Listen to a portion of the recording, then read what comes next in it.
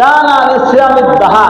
নবী সাল্লাল্লাহু আলাইহি ওয়াসাল্লাম বলেছেন, শাওয়াল মাসে কোনো আল্লাহর বান্দা যদি 6টি রোজা রাখে, কয়টি রোজা? 6টি রোজা রাখে, তাহলে তার আমল নামে আল্লাহ তাআলা 1 বছর রোজা রাখলে যেই সব, সেই সব দান করবেন। তাহলে আমাদের এখন বোঝার বিষয় হলো, মাহে রমজানে রোজা রাখলাম 30টা সওয়াব পাইলাম, আর শাওয়াল মাসের 6 রোজা রাখলে সারা বছরের সওয়াব, তো বোঝার বিষয় আছে।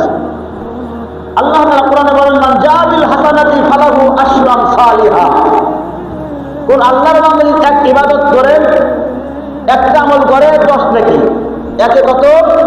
10। একটা রোজা রাখলে 10 দিনের ইবাদত, 10টা রোজা রাখার সওয়াব। তাহলে 10টা রোজা রাখলে কয়টা রোজা রাখার সওয়াব?